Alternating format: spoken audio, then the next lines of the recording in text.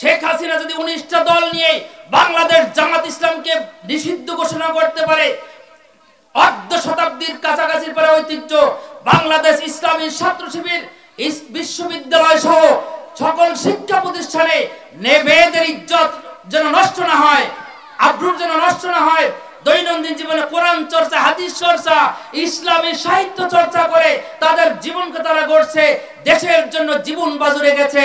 যার বাস্তব হলো শহীদ আবু সাইদ, যার বাস্তবতা হলো মুগ্ধ ভাই আমাদের শাহাদাত বরণ করেছেন, সেই সমস্ত কার্যক্রম যারা করে, কোরআনের আইন যারা চায়, শান্তশিষ্ট জীবন যাপন করে, মুরব্বীদেরকে সম্মান করে, পিতামাতাকে সম্মান করে, ছোটদের ছেলেও করে, বিশ্ববিদ্যালয়ে ঢোকার পরে গরিব অসহায় ছাত্ররা কোথায় আছে তাদেরকে প্রতিষ্ঠিত করার জন্য তাদের টিউশনি দেওয়া হোক, হলে সিট দেওয়া হোক, একটা মেসে সিট দিয়ে হোক, তাদেরকে সহযোগিতা করে নিঃস্বার্থভাবে পরকালের জন্য এই ছাত্র শিবিরকে যখন নিষিদ্ধ ঘোষণা করা পায় তারা করলো, বাংলাদেশ জামাত ইসলামীকে যখন নিষিদ্ধ করলো, আল্লাহ রাব্বুল আলামিন আরশ আজিম থেকে জনমের তরে ওদেরকে নিষিদ্ধ ঘোষণা করে দিলেন।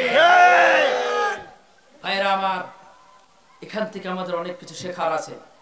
শেখ হাসিনা যদি 14টা দল নিয়ে 14 দলীয় জোট পাকাইতে পারে, আমরা কি বাংলাদেশ জামাত ইসলামী, ইসলামী আন্দোলন, শাসনতন্ত্র সহ বাংলাদেশ জমিয়তে হিজবুল্লাহ, ইসলামিক দল যত আছি, এখান থেকে যদি আমরা এখন শিক্ষা গ্রহণ না করি, এখন বাংলাদেশের সবচেয়ে বেশি প্রয়োজন হলো একটা জাতীয় ঐক্য। এই জাতীয় ঐক্য যদি আমাদের ভাঙন ধরাতে পারে, ইসকন দিয়া হোক, আনসার দিয়া হোক, আনসার লীগ দিয়া হোক, ইসকন লীগ দিয়া হোক, যে লীগ দিয়া হোক, এই জাতীয় ঐক্যকে যদি ফাটল ধরাতে পারে, ওই নরেন্দ্র মোদী কসাই আবার এই দেশ চালাবে। আর যদি আমরা যে কোনো ত্যাগের বিনিময় নবী করিম সাল্লাল্লাহু আলাইহি সাল্লামের সেই দোয়া, যে দোয়া আমাদের ভুলে গেলে চলবে না, আল্লাহ রাব্বুল আলামিন যে দোয়াটা আমাদেরকে শিখাই দিয়েছেন কোরআনুল কারীমের সূরা বানী ইসরাঈল 80 নম্বর আয়াতে, অকুর রব্বি আদখিলনি মুদখালা সিদকিন ওয়া আখরিজনি মুখরাজা সিদকিন ওয়াজআলনি মিন লাদুনকা সুলতানান নাসীরা। সর্বশেষ অংশের অনুবাদ হলো, আল্লাহ আমাকে একটা সাহায্যকারী রাষ্ট্র শক্তি দাও। আমরা যদি জাতীয় ঐক্য গড়ে তুলতে পারি, এই জাতীয় ঐক্য ধরে রাখতে পারি, এই বাংলাদেশের দেশাত্মবোধ যাদের মধ্যে আছে, যারা দেশের মাটিকে ভালোবাসে, যারা ইসলামকে ভালোবাসে, যারা আলেম ওলামাদের ভালোবাসে, যারা হক্কানি পীর সাহেবকে ভালোবাসে, আমরা যদি ঐক্যবদ্ধ হয়ে একবার নারায়ে তাকবীর বলতে পারি, আশা করা যায় ওই নরেন্দ্র মোদী কসাইয়ের দিল্লির মসনদ কেঁপে যাবে ইনশাআল্লাহ। মুসলমান, আমাদের আবার স্বপ্ন দেখতে হবে। কি হলো তোমার মাইকের? আমাদের আবার স্বপ্ন দেখতে হবে ওই দিল্লি 800 বছর পর্যন্ত মুসলমানরা শাসন করেছিল, ওই দিল্লিতে কালিমার পতাকা উঠছিল। আবার আমাদের দৃঢ় প্রতিজ্ঞাবদ্ধ হতে হবে, ওই দিল্লিতে কালিমার পতাকা উড্ডীন করে আমরা মুসলিম, নন মুসলিম, যারা হিন্দু, বৌদ্ধ, খ্রিস্টান যারাই আছে, সকলের ধর্মীয় অধিকার নিশ্চিত করব। এই দায়িত্ব আল্লাহ মুসলমানদেরকে দিয়েছেন।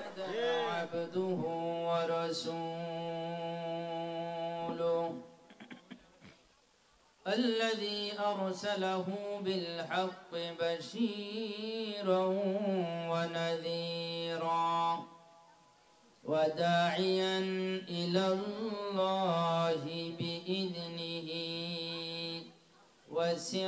وسراجا منيرا.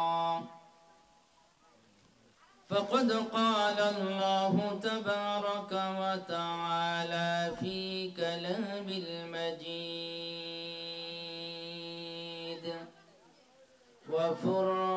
وفرقان الحميد. أعوذ بالله من الشيطان الرجيم. بسم الله الرحمن الرحيم. وقل رب أدخلني مدخل صدق وأخرجني مخرج صدق واجعل لي من لدنك سلطانا نصيرا. وقال تعالى في شأن محبوبه مخبرا وآمرا إن الله وملائكته يصلون على النبي يا أيها الذين آمنوا صلوا عليه وسلموا تسليما. اللهم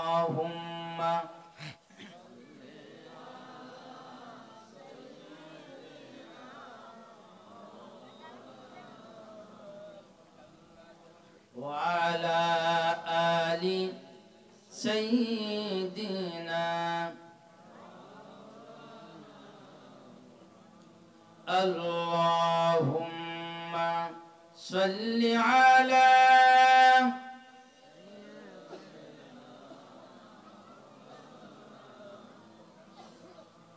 وعلى آل سيدنا जिक्र करन ला इलाहा इल्लल्लाह ला इलाहा इल्लल्लाह ला इलाहा इल्लल्लाह ला इलाहा इल्लल्लाह मुहम्मदुर रसूलुल्लाह সাল্লাল্লাহু আলাইহি ওয়াসাল্লাম।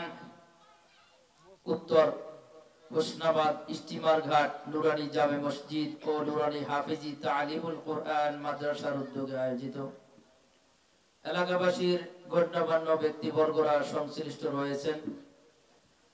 আজকে বিশেষ অতিথি বৃন্দ যারা রয়েছেন তাদের নামগুলি পড়লে অনেক সময় লাগবে। সকলেই সম্মানিত এবং সমাজসেবক ধার্মিক মানুষ, আল্লাহ সকলকে কবুল করুন বলি আমিন। বিশেষ করে প্রধান অতিথি ইলিয়াস হোসেন ব্যাপারী ভাই রয়েছেন এবং আজকে অত্যন্ত বিদগ্ধ আলোচক, আমার পরেই তিনি আলোচনা করবেন আমার শ্রদ্ধেয় এক বড় ভাই জনাব আলহাজ হাফেজ মাওলানা কামরুল ইসলাম হাফিজাহুল্লাহ। ইতিপূর্বে যিনি আলোচনা করেছেন বিশেষ করে মাওলানা আরিফুর রহমান ভাই অনেক কিছুই গুরুত্বপূর্ণ তথ্যবহুল আলোচনা করেছেন। তার আগেই আলোচনা করেছেন আমাদের ভাই আপনাদের সুপরিচিত ভাই নজরুল ইসলাম সাহেব হাফিজাহুল্লাহ। পর্দার আড়ালে অবস্থানকারী মা ও বোনেরা, মা বোনদের নামটা আগে নিয়ে নেই, রাজি তো আপনারা সবাই? আচ্ছা, তারপরে বয়োজ্যেষ্ঠ মুরব্বিয়ানে কেরাম, স্নেহের কচিকাচারা, যুবক ভাইয়েরা, আল্লাহর দরবারে একটু চিল্লায়ে শুকরিয়া আদায় করেন আলহামদুলিল্লাহ। আলহামদুলিল্লাহ, আবার বলে আলহামদুলিল্লাহ। ওয়াজ চলবে এখন, পাইনসা পেনসা আর চলবে না, কোন পাইনসা পেনসা কথাবার্তা আর চলবে না। এক চোখ রাঙানি দিয়ে ভারতকে দেখিয়ে দিতে হবে আমরা প্রস্তুত আছি দিল্লিতে কালিমার পতাকা উড্ডীন করার জন্য। নরেন্দ্র মোদী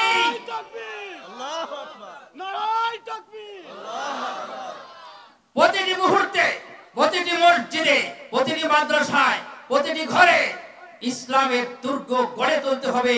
এভাবে দৃঢ় প্রতিজ্ঞাবদ্ধ আমাদেরকে হতে হবে। রাজি আছেন তো ইনশাআল্লাহ? ওয়াজটা দাঁড়াই করলে ভালো হতো, কারণ সময় যেটুকু তার ভিতরে ব্যাটারিতে চার্জ দিতে হবে অনেক।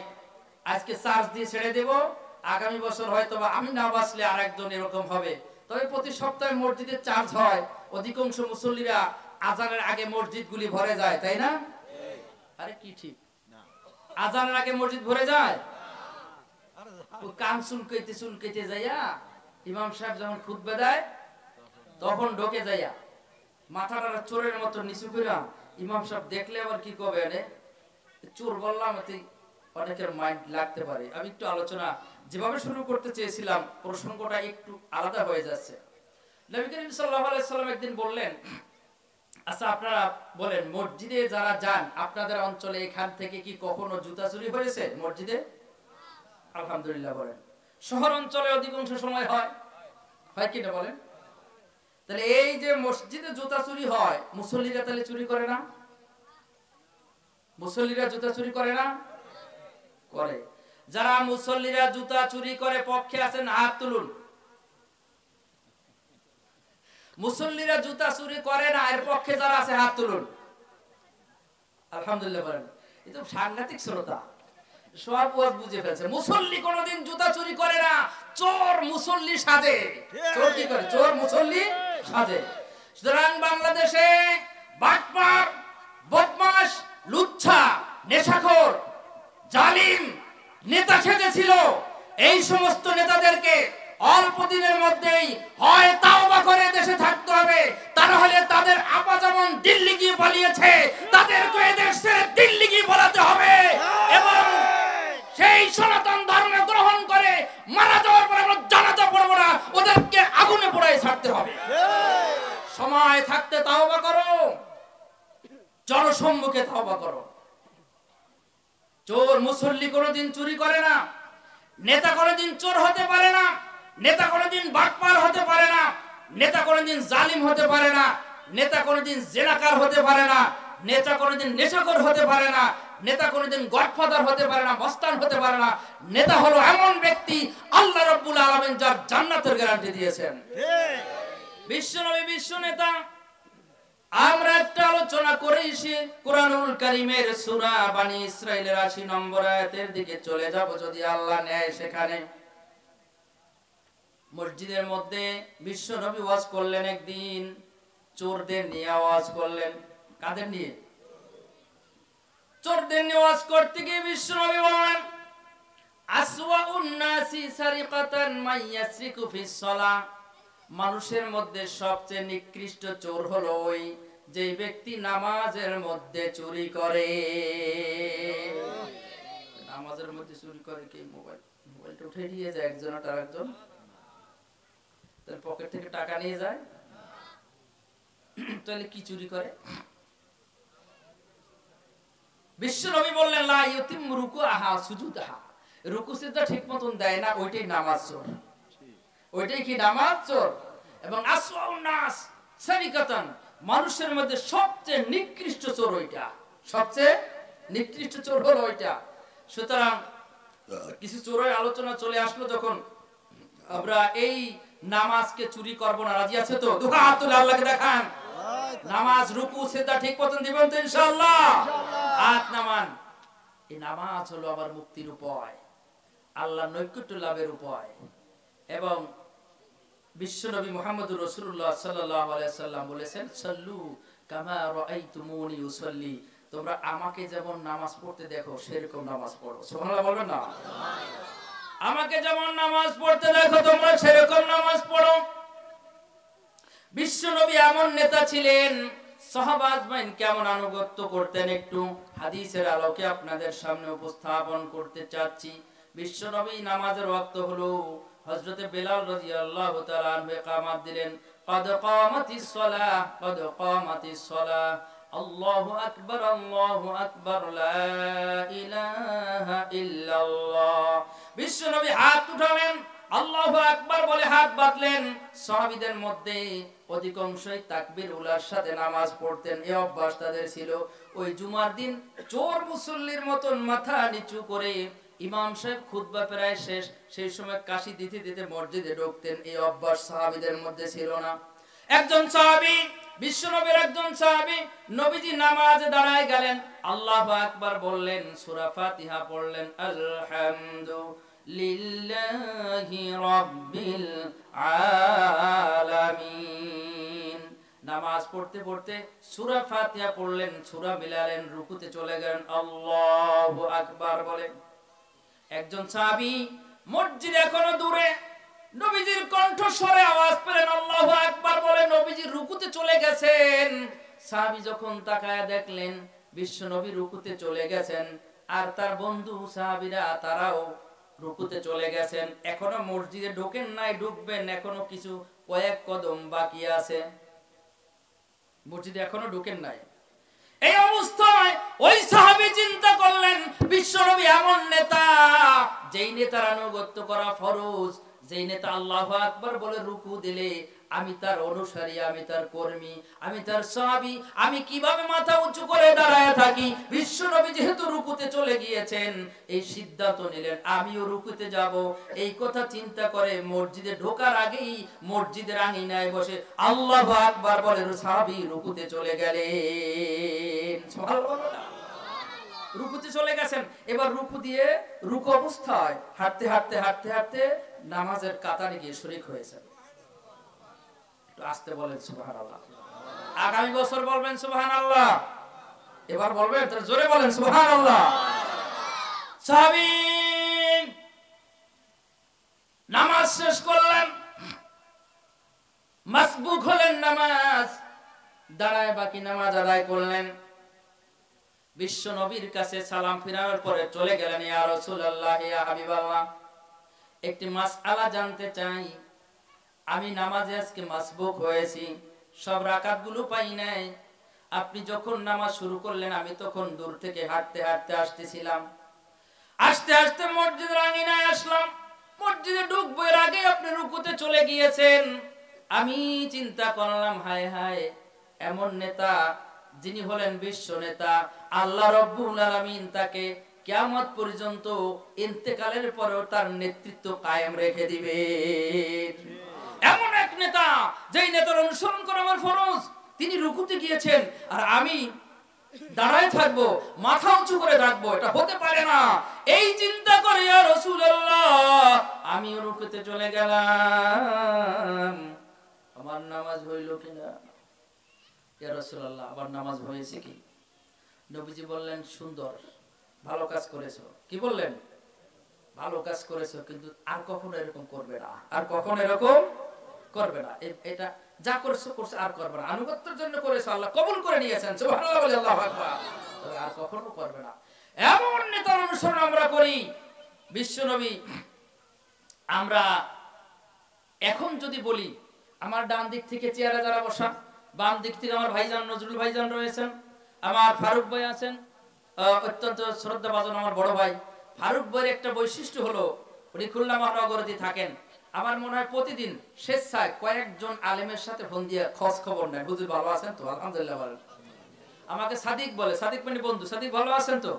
আমি দেখলাম যে হিসাব করে প্রতিদিন বেশ কিছু আলেম আছে, তাদের সাথে ফোনে কথা বলে, হুজুর ভালো আছেন, সাদিক ভালো আছেন তো? আমি অমুক জায়গায় আছি, কিরকম আছেন, খোঁজ খবর নেয়।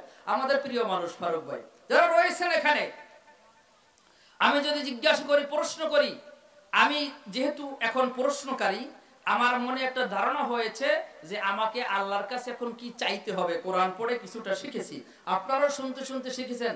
ডান দিক থেকে ওই মাথায় যে, তাকে যদি বলি এই মুহূর্তে আপনার কি প্রয়োজন, আল্লাহ যদি বলে যা চাও তাই দিব, বা আল্লাহ যদি বলেন কবুল করব, আপনি কি চাইবেন এই মুহূর্তে?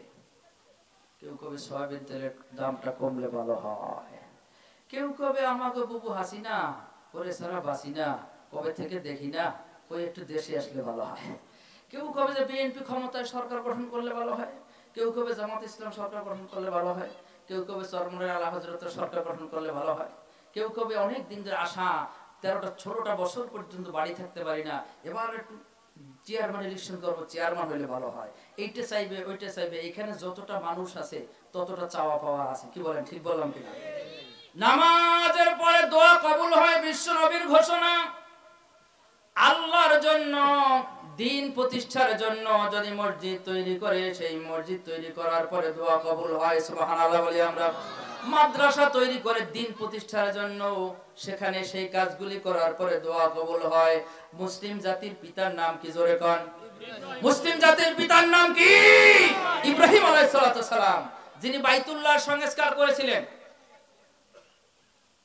বাইতুল্লাহর কাজ করলেন, জোগালে ছিলেন তার ছেলে ইসমাইল আলাইহিস সালাম। ইসমাইল আলাইহিস সালাম জোগালে ছিলেন, কাজ কমপ্লিট হয়ে গেল, অনেক লম্বা ইতিহাস। এরপর দোয়া শুরু করলেন কার কাছে? ধরে বলেন কার কাছে? খাজা বাবার কাছে করেন না? কেউ ফিরে না খালি হাতে, খাজারে তোর দরবারেতে। খাজা বাবার কাছে দোয়া করেন নাই? মরে নাই, ওই তো বাস, থাকেন থাকেন থাকেন। একজন কয় যে খাজা বাবার সাথে এখন মুরিদরা আপনার গরু ছাগল উট এরপর খাসি মশি সব নিয়ে আসে, আসার পরে পীর সাহেবের আত্মীয় স্বজনকে খাওয়ায় কায়দার মতো সব পীর সাহেব অবশ্যই সহি তরিকার পীর আছে বাংলাদেশে আলহামদুলিল্লাহ বলেন। এখন উনি ওই ওই ছেলে দেখছে যে তার ছেলে মাদ্রাসা পড়ছে, কোরআন হাদিস পড়ছে, পড়ার পরে চিন্তা করলো আব্বা যে কাজ কাম করতেছে এটা ভালো না, কাজটা তো ঠিক না। তখন মুরিদকে করছে তোমরা যে করো, তোমার মারে কি খাসির গোশত খাওয়াইছো? কয় না তো। তোমার বাপরে কি এই ভালো বড় মাছ রুই মাছের মোড়া খাওয়াইছো? কয় না তো। তো পীর সাহেবরে খাওয়াচ্ছ, আমার বাপরে খাওয়াচ্ছ, তোমার কি আমার বাপ জন্ম দিয়েছে, এই কাজ করো কেন? তখন ও শুনে না, তখন মাইক নিয়ে গান গাছে, আমার বাবাই খাসি খাইলো, আমার বাবাই খাসি খাইলো, তোরা আইসা পাইলি কি? এই হাড্ডি খা হাড্ডি খা হাড্ডি খা হাড্ডি খা হাড্ডি খা। ইব্রাহিম আলাইহিস সালাম আল্লাহর কাছে দোয়া করলেন, যিনি বার্ধক্য বয়সী ইসমাইল আলাইহিস সালামকে দোয়ার ফসল হিসাবে আল্লাহ উপহার দিলেন। কি দোয়া করেছিলেন ইব্রাহিম আলাইহিস সালাম? দোয়াটা আপনাদের কারো জানা থাকলে একটু হাত উঁচু করে বলেন। ইব্রাহিম আলাইহিস সালাম বাইতুল্লাহর কাজ কমপ্লিট হয়ে গেল, দুহাত তুললেন আরশের মালিকের কাছে, দোয়া শুরু করে দিলেন, রব্বানা ওয়াজআলনা মুসলিমাইনি লাকা ওয়া মিন যুররিয়াতিনা উম্মাতাম মুসলিমাতাল লাক।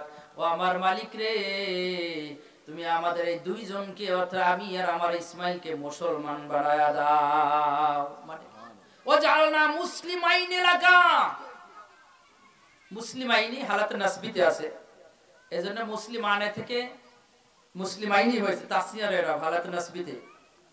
ওয়াজআলনা মুসলিমাইনি লাকা, আল্লাহ তুমি আমাদের দুইজনকে মুসলমান বানাও। তো ইব্রাহিম আলাইহিস সালাম ইসমাইল আলাইহিস সালামকে মুসলমান ছিলেন না? জোরে বলেন।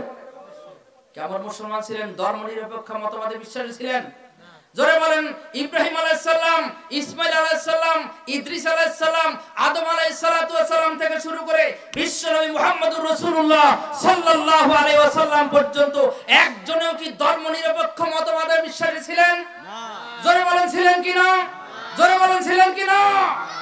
তারা কি মার্ক্সবাদী বিশ্বাস ছিলেন, মাওবাদী বিশ্বাস ছিলেন, অন্য কোন মতবাদে বিশ্বাস ছিলেন, নাকি ইসলামী মতবাদে বিশ্বাস ছিলেন? জোরে বলেন। আমরা যদি তাদের সাথে জান্নাতে যেতে চাই, তাদের পথ ধরে চলতে চাই, সকল মতবাদ, ধর্মনিরপেক্ষ মতবাদ, মাওবাদ, এরপর যত মতবাদ আছে সব বরবাদ করে ইসলামী মতবাদকে যদি আমরা বুঝে কালেমা পড়ে ইসলামী মতবাদকে স্বীকার করতে না পারি, মারা যাওয়ার পরে মুশরিকদের সাথে জাহান্নামে যাওয়া লাগবে। এতে কোনো সন্দেহ নাই।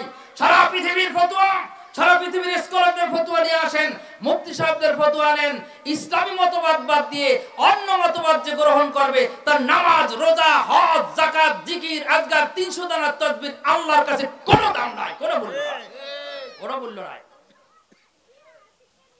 দোয়া করলেন আল্লাহ রে, রব্বানা ওয়াজআলনা মুসলিমাইনি লাক, ও আল্লাহ আমাদের দুইজনকে মুসলমান বানাও।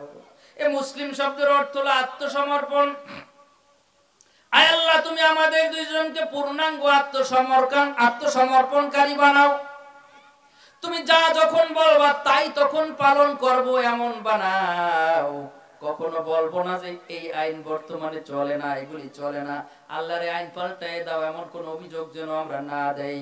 ইসমাইল আলাইহিস সালাম সফাতে তাফসীর পড়বেন, ইব্রাহিম আলাইহিস সালাম যখন বললেন যে ছেলেকে যখন বললেন আল্লাহ আদেশ করেছেন জবাই করার জন্য তোমাকে, 3 দিন স্বপ্ন দেখলেন, স্বপ্ন বাস্তবায়িত হয় নাই বলে আল্লাহ যখন ইঙ্গিত দিলেন, 3 দিনের দিন যখন ইসমাইল আলাইহিস সালামের কাছে বললেন তোমার পরামর্শটা কি, তিনি বললেন ফালাম্মা আসলামা ওয়া তাল্লাহু লিল জাবিন।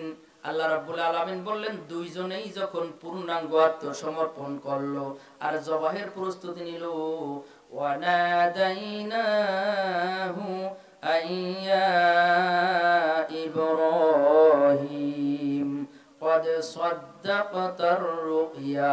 আল্লাহ বলেন আমি ডাকলাম ও ইব্রাহিম, তোমার স্বপ্ন বাস্তবায়িত হয়ে গিয়েছে, তুমি পূর্ণাঙ্গ আত্মসমর্পণ করেছো। জোরে জোরে বলবেন কি সুবহানাল্লাহ। কালিমা পড়ার অর্থ হলো আল্লাহর সামনে পূর্ণাঙ্গ আত্মসমর্পণ করতে হবে।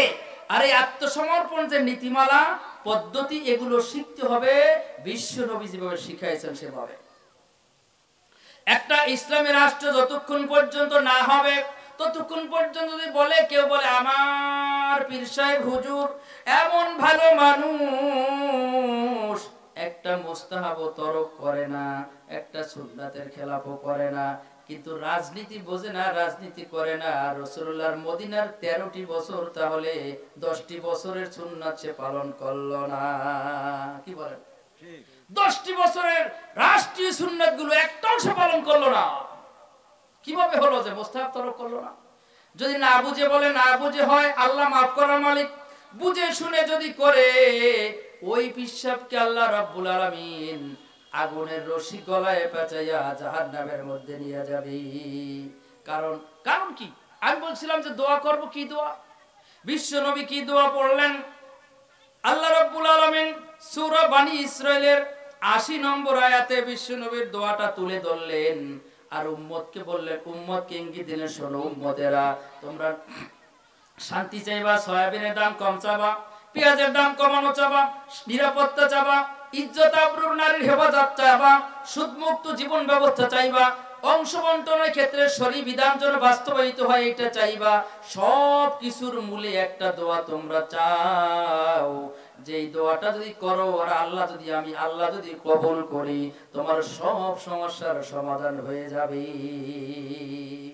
তোমার মেয়ের বাড়ি, মেয়ের বাপের মুখ কালো করে থাকা লাগবে না, মেয়েকে যৌতুক দেওয়া লাগবে না, মেয়ের মর্যাদা বাড়বে, সম্মান বাড়বে, নারী জাতির মর্যাদা বাড়বে, সম্মান বাড়বে, পিতার সম্মান পিতা পাবে, সন্তানের স্নেহ সন্তান পাবে, চেয়ারম্যান সবকে মানুষ মর্যাদা দিবে, মেম্বার যখন রাস্তা দিয়ে হেঁটে যাবে গম চোর বলবে না, চাল চোর বলবে না, বলবে একজন আল্লাহর ওলি হেঁটে যাচ্ছে।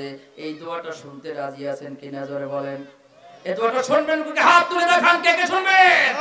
তাকবীর, হাত নামান। আল্লাহ বললেন, ওয়াকুর রাব্বি আদখিলনি মুদখালা সিদকিন ওয়া আখরিজনি মুখরাজা সিদকিন ওয়াজআলনি মিন লাদুনকা সুলতানান নাসীরা। আল্লাহ বলেন, নবী তুমি দোয়া করো, রব্বি আদখিলনি মুদখালা সিদকিন, আমাকে যেখানে প্রবেশ করাও সত্য সহকারে প্রবেশ করাবা, ওয়া আখরিজনি মুখরাজা সিদকিন, আর যেখান থেকে বের করবা সত্য সহকারে বের করবা, ওয়াজআলনি মিন লাদুনকা, আল্লাহ রে তোমার পক্ষ থেকে আমাকে একটা দাও, কি দাও? সুলতানান নাসীরা, একটা সাহায্যকারী রাষ্ট্র শক্তি আমাকে দাও, যে রাষ্ট্র শক্তি আমি যদি মালিক হই, সেই রাষ্ট্রের ভিতরে আমি কোরআনের আইন জারি করে দিব। এমন একটা রাষ্ট্র শক্তি দাও, যে রাষ্ট্র শক্তি পাওয়ার পরে আমার হাসান হোসেনকে আমি চাকরি দেব না, আমার আলীকে আমি চাকরি দেব না, আমার ওসমানকে আমি চাকরি দেব না, আমার শ্বশুর আবু বকরকে আমি ডিসিএসপি বানাবো না, এই সমস্ত কিছুই করব না। আমাকে একটা সুলতান নাসিরা উপহার দাও, একটা রাষ্ট্র শক্তি উপহার দাও, যে রাষ্ট্র শক্তি পাওয়ার পরে আমি গোলামকে আজাদ করব, নারী নির্যাতন বন্ধ করব, মদ জুয়া অন্যায় অত্যাচার রাস্তানি মহাজানি রাস্তানি রাহাজানি মাস্তানি সব বন্ধ হয়ে যাবে। আয় আল্লাহ মেহেরবানি করে একটা রাষ্ট্র শক্তি আমাকে দাও। ও মুসল্লিরাও, বাংলাদেশের মুসলমানরা 60 বছর পর্যন্ত জুমার নামাজ পড়লেন যারা, 40 বছর পর্যন্ত জুমার নামাজ পড়লেন যারা, জুমার দিনে বিশ্ব নবী বললেন এমন একটা ওয়াক্ত আছে শুরু থেকে শেষ পর্যন্ত, জুমার ওয়াক্ত শুরু থেকে এমন একটা সময় আছে যেই সময় বান্দা আল্লাহর কাছে যা চায় আল্লাহ রাব্বুল আলামিন তাকে সেইটা কবুল করে নেয়। জুমার দিনে কি একবার বলছেন আল্লাহ 71 সালে ভারতের যে মনোবাঞ্ছা ছিল সেটা পূরণ করার জন্য বাংলাদেশ থেকে মুড়োজাটা পর্যন্ত নিয়ে ছাড়ছে, সব কাছাইয়া কুড়াইয়া ধুলা বালি সব নিয়ে ছাড়ছে। আল্লাহ রে, এতটা বছর পার হয়ে গেল, গেল বঙ্গবন্ধু গেল জিয়াউর রহমান, এরশাদ সাহেব গেল, তারপরে খালেদা জিয়া, তারপরে হাসিনা, একজনের পর একজন গেল। আল্লাহরে আমরা এখনো দেখি নাই কোরআনের আইনটা কি। মাওলারে সুলতান নাসিরা কি তোমার নবী যেমন দোয়া করেছিল, সুলতান নাসিরা কামনা করেছিল, আল্লাহ মুহাম্মদুর রাসূলুল্লাহ সাল্লাল্লাহু আলাইহি ওয়াসাল্লাম কে করেছেন? যারা বলেন কে করেছেন? বিশ্বনবী মুহাম্মদুর রাসূলুল্লাহ সাল্লাল্লাহু আলাইহি ওয়াসাল্লাম। ওয়াজআলনি মিন লাদুনকা সুলতানান নাসীরা। আল্লাহু আকবার। আল্লাহ রে আমাকে একটা সাহায্যকারী রাষ্ট্র শক্তি দাও। আমি ওয়াজ করে দেখেছি মক্কায় 13টি বছর পর্যন্ত আমাকে নির্যাতন করেছে ওরা, নিষ্পেষিত করেছে ওরা। আমাকে শিয়াবে আবি তালিবের ভিতর 3টি বছর পর্যন্ত বন্দী করে রেখেছে। আমাকে খাবার পানি ক্রয় করতে দেয় নাই, আত্মীয় স্বজনের সাথে যোগাযোগ করতে দেয় নাই। ও মাওলা, এবার মদিনা মুনাওয়ারায় যাচ্ছি, মেহেরবানি করে ইসলামী রাষ্ট্র উপহার দিয়া দিও। জোরে বলেন সুবহানাল্লাহ। ও বাংলার মুসলমানেরা, শেখ হাসিনা, যার নাম নিতেও মাঝে মাঝে মনে চায় না, এই রাশেদ খান মেনন, হাসানুল হকিনু, অলোক বড়ুয়া, এরকম 14টা দল নিয়ে এই দেশকে শাসন করছে কিনা বলেন? শোষণ করছে, শাসনও করছে। কয়টা দল নিয়ে? জোরে বলেন। মানুষের 2 হাতে আঙ্গুল কয়টা? তার চাইতে আরো কয়টা বেশি? এই 14টা দল নিয়ে তার এই কুফরি শক্তি, তার এই মুশরিকি শক্তি প্রয়োগ করে এদেশে শিরক এবং বেদাতের মূলোৎপাটন করা তো দূরের কথা, শিরক এবং বেদাতের গাছ রোপণ করেছে গোসায় গোসায়, মসজিদের মধ্যে পর্যন্ত বেদাতের এবং শিরকের গাছ রোপণ করেছে। আসছে সিলেবাসে, জাতীয় সিলেবাসে ছোট্ট ছোট্ট কচি কাঁচাদের বইয়ের ভিতরে এমন এমন ছবি দিয়েছে, এবং এক পর্যায়ে ট্রান্সজেন্ডার বাস্তবায়ন করার জন্য ইহুদি নাসারাদের সেই এজেন্ডা, মানে এক অশালীন, এটা বলা যাবে না, ট্রান্সজেন্ডার বললে আপনি বুঝবেন, সেইটাকে বাস্তবায়ন করার পায়তারা যখন শুরু করলো। আর 2023 সালে মুজাদ্দেদে জামান আল্লামা মরহুম শহীদ দিলওয়ার হোসেন সাইদি রহমাতুল্লাহ আলাইহিকে যখন 2023 সালের 14 আগস্ট ওই ভারতের পরামর্শে, ওই নরেন্দ্র মোদী, ওই কসাইদের পরামর্শে, ইসকন্দের পরামর্শে হাস্যোজ্জ্বল মুখ দেখলাম আসরের পরে আমার প্রিয় নেতা আল্লামা দিলওয়ার হোসেন শহীদ রহিমউল্লাহকে পুশ করে যখন মেরে দিল, আল্লাহর গজব তখন থেকে নামা শুরু হয়ে গেল। নারায়ে তাকবীর, নারায়ে তাকবীর। ভাইরা আমার, হাস্যোজ্জ্বল চেহারা একটা হাসি দিয়েছিলেন। কি বলেছিলেন তখন? কেমন আছেন আপনারা? কেমন আছেন আপনারা? আমার আব্বা মারা গেলেন, সন্তান হিসাবে কেঁদেছি, চোখের পানি ছেড়েছি। আব্বার জন্য দোয়া করি, আপনারাও করেন, আমার আব্বাকে আল্লাহ জান্নাত বেশি করুন। আমার আম্মা বেঁচে আছে, আল্লাহ সুস্থ রাখুন, বলুন আমিন। যার যার আব্বা আম্মা ইন্তেকাল করেছেন, আল্লাহ জান্নাতের মেহমান বানান, বলি আমিন। সন্ধ্যার আগে যখন মাগরিবের নামাজ পড়ে বের হলাম, যখন এই কানে আসতে লাগলো কি সংবাদ শুনতেছি, বললাম কি শুনছো ভাই? এই বলার আগে চোখে দিয়ে পানি বের হয়ে গেল। খুলনার দৌলতপুর থানার সম্মানিত আমির মাওলানা ফরকান উদ্দিন মিঠু ভাই যখন বলল সাইদে সাহেব নেই পৃথিবীতে বেঁচে, তখন একটু নিশ্চিত হলাম। ঢাকায় বারবার ফোন দিলাম, কেমন আছেন আপনারা বলে যে হাসিটা দিলেন, আমার মনে হলো আল্লাহ রাব্বুল আলামিন তাকে জান্নাতের হাসি দিয়া পৃথিবী থেকে শাহাদাত বরণ করাইছে। রাত গভীরের পরে গভীর, ঘুম হয় না, বুকের ভিতরে শ্বাস করতে কষ্ট হচ্ছে। 2008 সালে খুলনা সিদ্দিকিয়া কামিল মাদ্রাসার সামনে দীর্ঘক্ষণ হাতটা ধরে রেখেছিলেন, নরম পরশ হাতের লেগেছিল, এখনো মনে হয় যেন সেটা অনুভব করি। আমার জন্মস্থান পিরোজপুর জেলা নেসারাবাদ থানা। আমি যখন বললাম হুজুর পরিচয় দেওয়ার সাথে সাথেই কাছে টেনে নিলেন, দীর্ঘক্ষণ দাঁড়ায় কথা বললেন। সিদ্দিকিয়া মাদ্রাসায়, খুলনা, তার হাতে তৈরি মাদ্রাসা। বললেন, আমার পিছনে আন্তর্জাতিক চক্রান্ত লেগেছে, অল্প দিনের ভিতরে অ্যারেস্ট করবে, আমাকে আর বাহিরে থাকতে দেবে না। ওরা এমন ভাবে লেগেছে, আমাকে আর বাহিরে থাকতে দেবে না। এই হলো শেষবার একটু দেখা করেছিলাম। বন্ধুরা আমার, জানাজা পর্যন্ত ঠিক মতন পড়াতে দেয় নাই। আমার ভাই শামীম সাঈদীকে পর্যন্ত ওই ইয়াতে আপনার শাহজালাল আন্তর্জাতিক বিমানবন্দরে অপ্রয়োজনে আটকায় রেখেছে, দেরি করাইছে তারা। জানাজাটা ঠিক মতন পড়াতে দেয় নাই। আজকে দেশ ছাড়তে বাধ্য হলো। আজকে আমার ভাইজান আমার আগে যে আলোচনা করেছেন আরিফ ভাই, তিনি বলেছিলেন আলেম ওলামাদের এখন কথা বলার সুযোগ এসেছে, এই সুযোগে সদ্ব্যবহার করতে হবে। শেখ হাসিনা যদি 19টা দল নিয়ে বাংলাদেশ জামাত ইসলামকে নিষিদ্ধ ঘোষণা করতে পারে, অর্ধ শতাব্দীর কাছাকাছি পরে ঐতিহ্য বাংলাদেশ ইসলামী ছাত্র শিবির বিশ্ববিদ্যালয় সহ সকল শিক্ষা প্রতিষ্ঠানে মেয়েদের ইজ্জত যেন নষ্ট না হয়, আব্রু যেন নষ্ট না হয়, দৈনন্দিন জীবনে কোরআন চর্চা, হাদিস চর্চা, ইসলামী সাহিত্য চর্চা করে তাদের জীবনকে তারা গড়ছে, দেশের জন্য জীবন বাজুরে গেছে।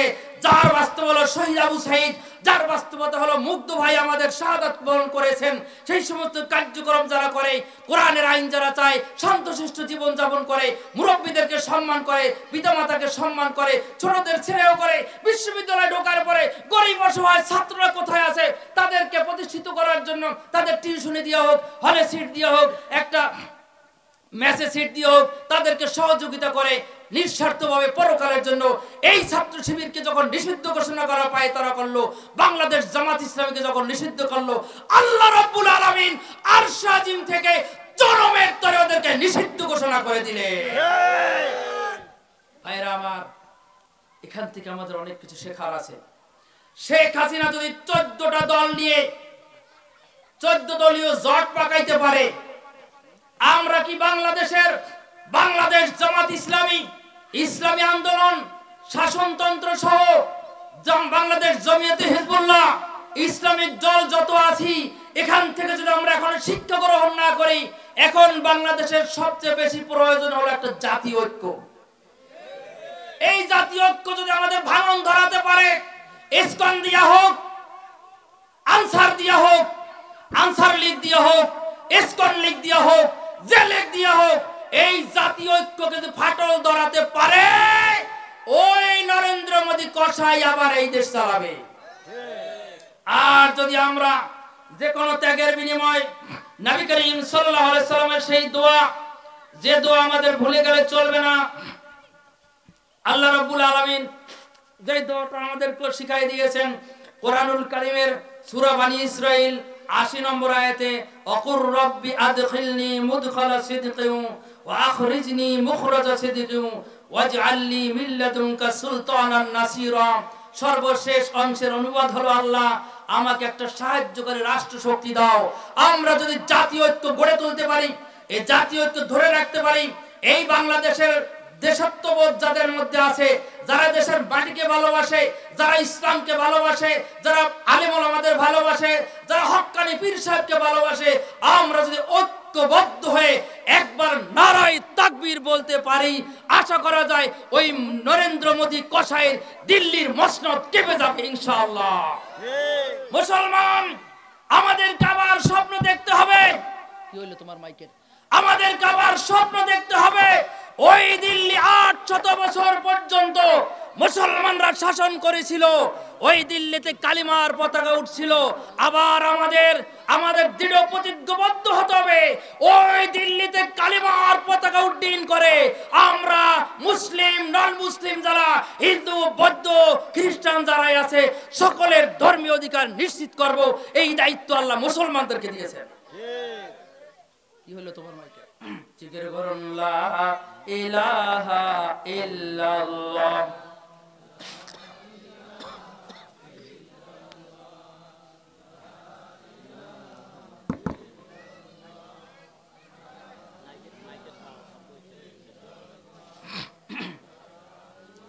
লা ইলাহা ইল্লাল্লাহ।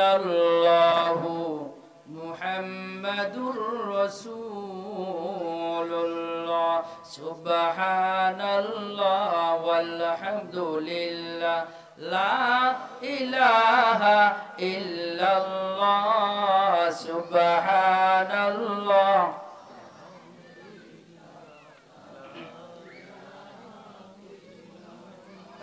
সুবহানাল্লাহ লা ইলাহা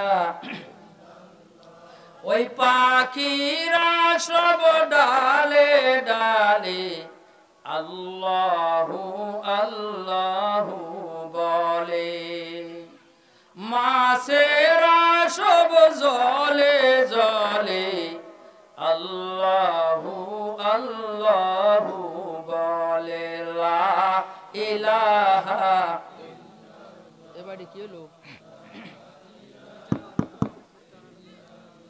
লা ইলাহা সুবহানাল্লাহ ওয়ালহামদুলিল্লাহ লা ইলাহা সুবহানাল্লাহ ওয়ালহামদুলিল্লাহ লা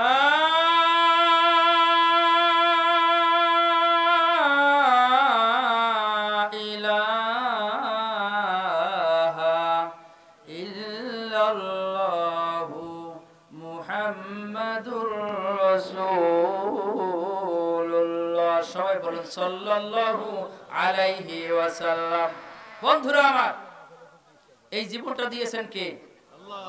লজ্জা পান যারা তাদের বলার দরকার নাই, যাদের লজ্জা নাই সত্য কথা বলতে চিল্লাই বলবেন এই জীবন দিয়েছেন কে?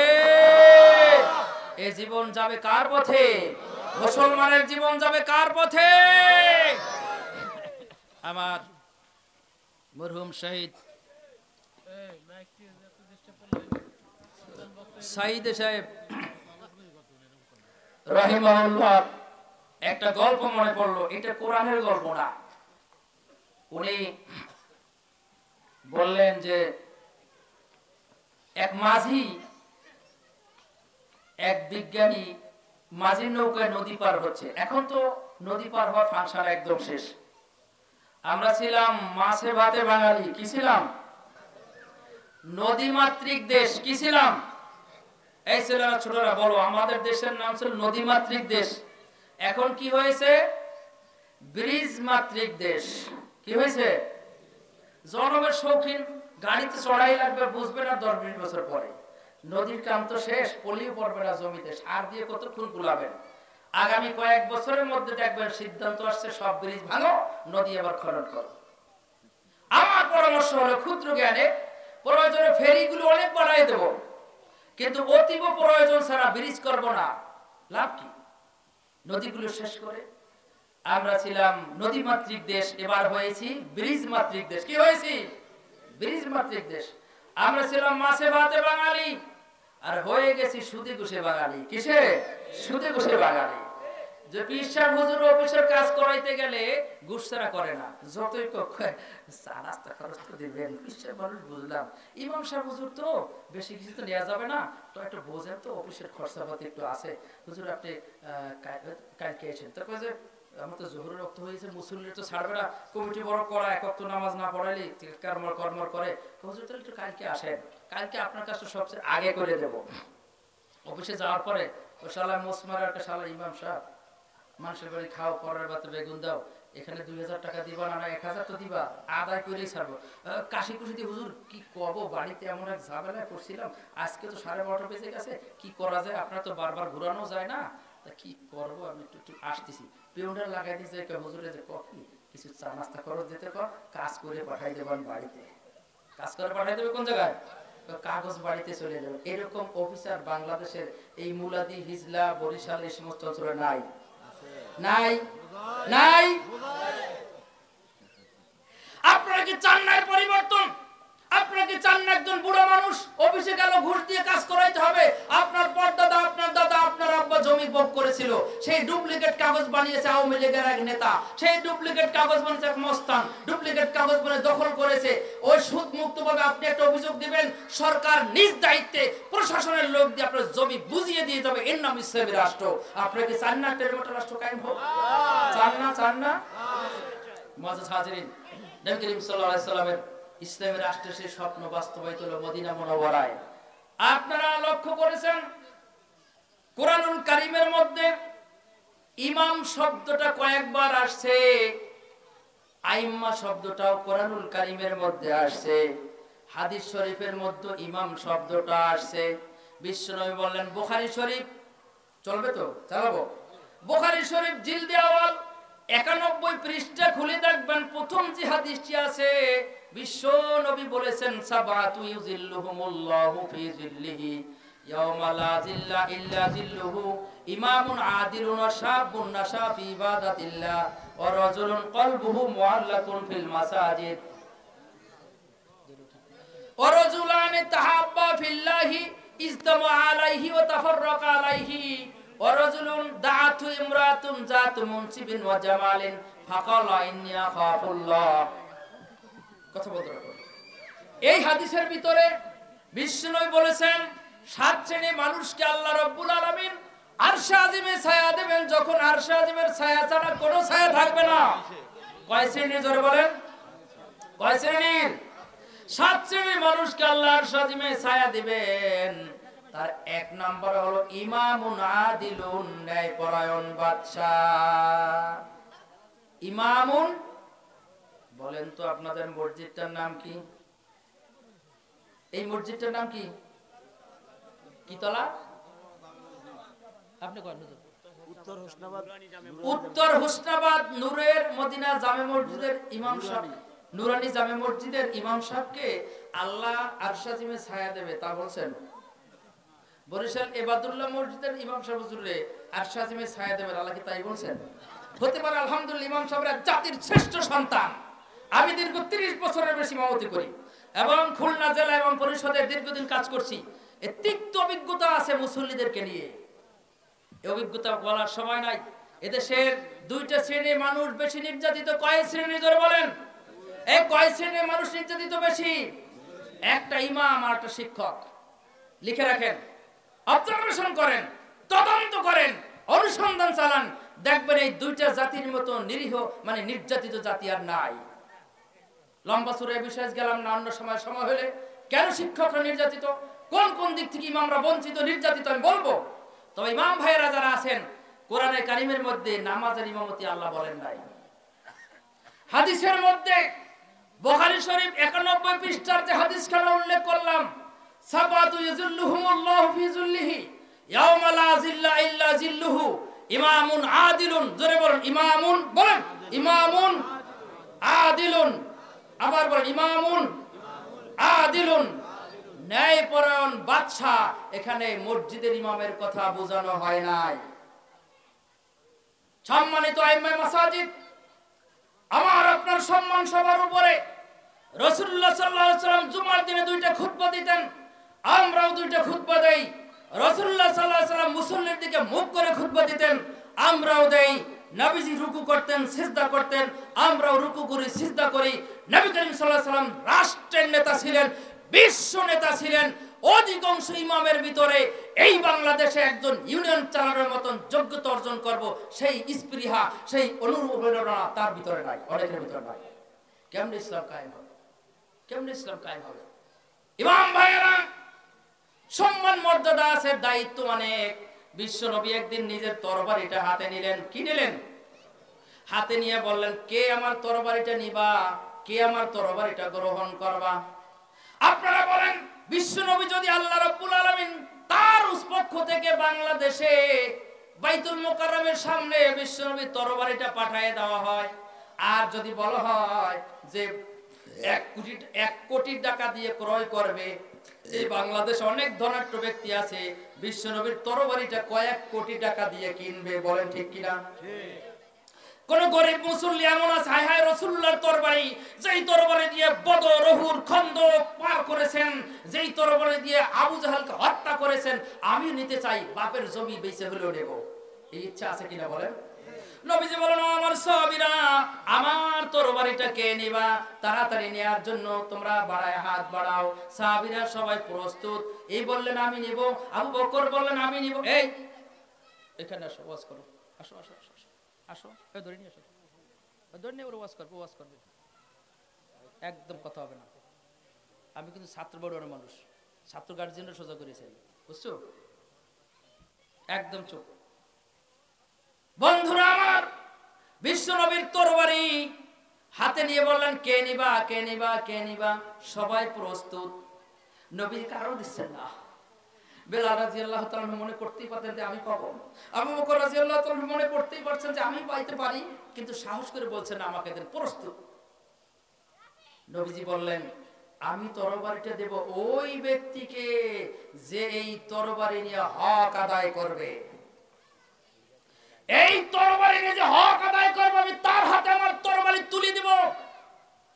অনেকেই চুপসে গেলেন সাহাবীদের মধ্যে, যাদের জীবনটা আল্লাহর কাছে বিক্রি করে দিয়েছেন, যাদের একটা ঘোড়ার ধুলা 70 ভাগ, ঘোড়ার পায়ের ধুলা 70টি ভাগ করা হলে একটি ভাগের যা মূল্য, তা আমাদের কারণ নেই বলে মনে করি। তারা সাহস পাইলেন না এটা নিতে, কিভাবে হক আদায় করবো নবীজির তরবারির।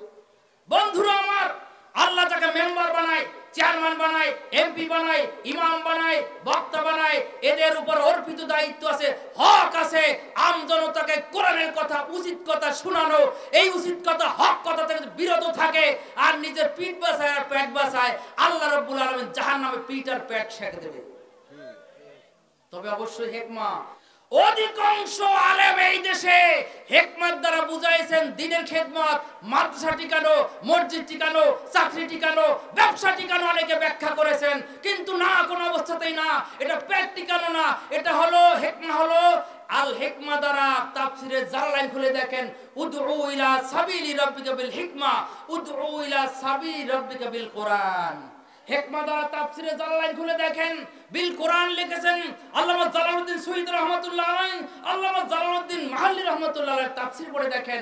এই শত শত বছর আগের তাফসীর খুলে দেখবেন, ইসলামী আন্দোলনের রূপরেখা দিয়ে ভরে রেখেছেন তাদের তাফসীরকে।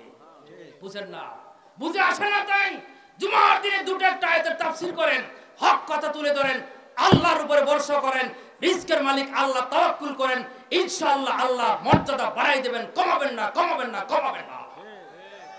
বন্ধুরা আমার, কোরআনুল কারিমে ইমাম দ্বারা নামাজের ইমামতি বোঝানো হয় নাই। বুখারী শরীফের 91 পৃষ্ঠার আয়াতে, হাদিসে নামাজের ইমামতি বোঝানো হয় নাই। কিতাবুস সালাতে আল ইমামু দামিনুন ওয়াল মুআদ্দিনু মুতামিনুন, এই কিছু শব্দ দ্বারা নামাজের ইমামকে বোঝানো হয়েছে। কাজেই ইমাম মানে সমাজের নেতা, ইমাম মানে রাষ্ট্রের নেতা। আমি যদি ডাক্তার শফিকুর রহমান হাফিজাহুল্লাহ, উনি যদি মুরিদ বানাইতেন, আমি 1 নম্বরের মুরিদ হইতাম।